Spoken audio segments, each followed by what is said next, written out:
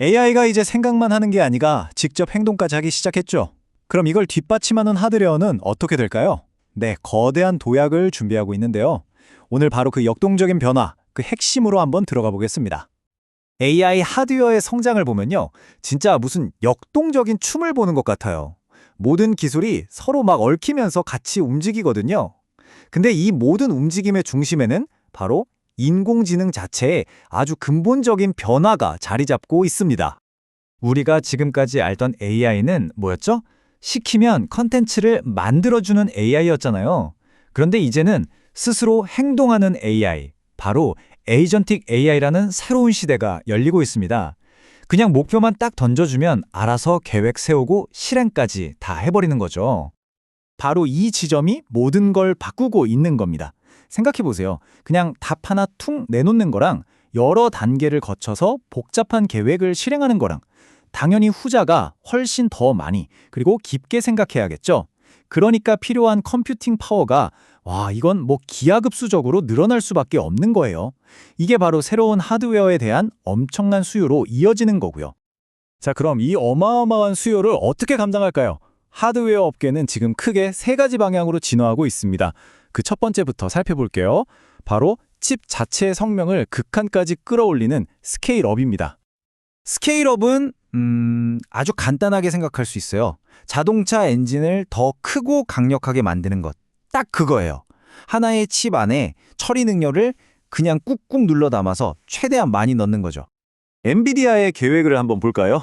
이게 얼마나 드라마틱한 변화인지 바로 감이 오실 겁니다. 지금은 GPU를 최대 72개까지 연결하는데 다음 세대에서는요, 무려 576개입니다. 576개요. 이건 뭐 말 그대로 전례 없는 수준의 거의 괴물 같은 처리 장치가 탄생하는 셈이죠. 자, 그런데 엔진만 이렇게 커지면 될까요? 아니죠. 이 강력한 엔진을 담을 훨씬 더 큰 차체가 필요하지 않겠어요? 그게 바로 두 번째 방향, 스케일 아웃입니다. 이렇게 강력해진 칩들을 수천, 수만 개씩 묶는 거예요. 그래서 거대한 데이터 센터 전체가 마치 하나의 슈퍼컴퓨터처럼 작동하게 만드는 거죠. 자, 그럼 이제 마지막 세 번째 차원입니다. 사실 이게 어쩌면 앞으로 가장 중요해질 부분일 수도 있어요. 바로 이 모든 것들을 하나로 매끄럽게 연결하는 기술입니다.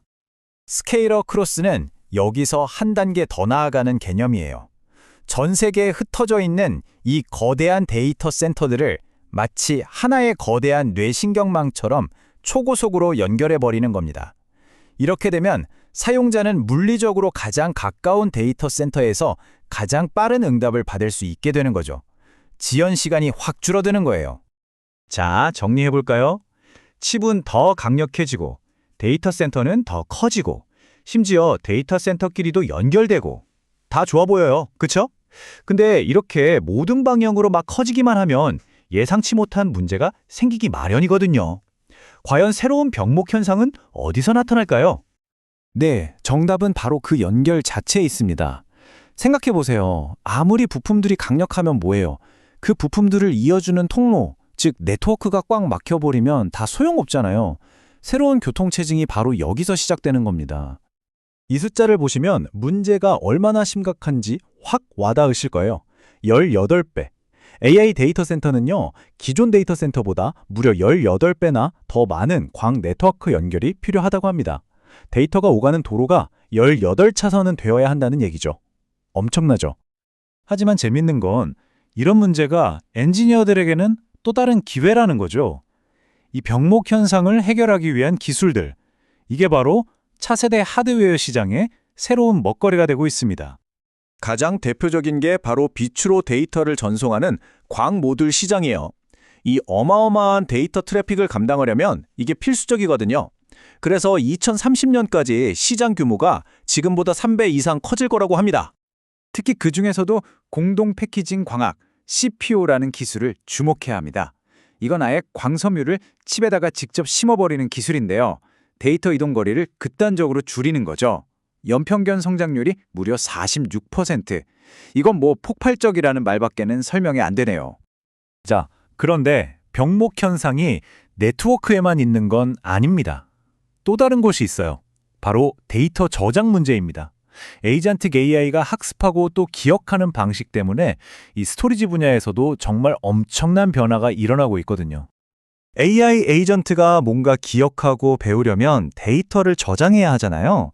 이때 쓰는 에이전틱 RAG라는 기술이 있는데 이게 기존 AI보다 저장해야 할 데이터 양이 적게는 2.5배에서 많게는 수백 배까지 늘어난다고 합니다. 기억할 게 그만큼 많아진다는 뜻이죠. 여기서 진짜 흥미로운 포인트가 나옵니다. 이런 기회가 단순히 칩 만드는 회사에만 있는 게 아니라는 거예요. SK 하이닉스 같은 첨단 메모리 기업은 물론이고요. 두산 같은 특수소재 기업, 또 퓨어스토리지 같은 스토리지 전문 기업까지. 그러니까 공급망 전체에 새로운 기회가 활짝 열리고 있다는 겁니다. 이 모든 변화들이 합쳐져서 만들어낼 미래가 바로 이 숫자, 1조 달러입니다. 반도체 시장이 1조 달러 규모에 도달하는 시점이요. 원래 예측보다 무려 3년이나 빨라졌어요. 2027년이면 가능할 거라는 거죠. AI가 만드는 변화의 속도가 이 정도로 빠르다는 겁니다. 자, 그럼 오늘 이야기 한번 정리해 볼까요? 핵심은 이겁니다. AI 하드웨어의 미래는 단순히 더 빠른 칩을 만드는 경쟁이 아니라는 것. 이제는 행동하는 AI라는 근본적인 패러다임 변화가 시작됐고, 이 변화가 칩뿐 아니라 네트워킹, 스토리지 같은 생태계 전체에 거대한 기회의 파도를 만들어내고 있다는 것. 이게 바로 오늘 이야기의 가장 중요한 포인트입니다. 이제 마지막으로 생각해 볼 질문이 하나 남았습니다. 우리는 AI에게 생각하는 뇌를 만들어줬고 창조하는 손도 쥐어줬죠. 그리고 이제는 스스로 행동할 수 있는 다리까지 만들어주고 있습니다. 그렇다면 이렇게 스스로 움직이기 시작한 AI가 가장 먼저 바꿔놓을 우리 디지털 세상의 모습은 과연 무엇일까요?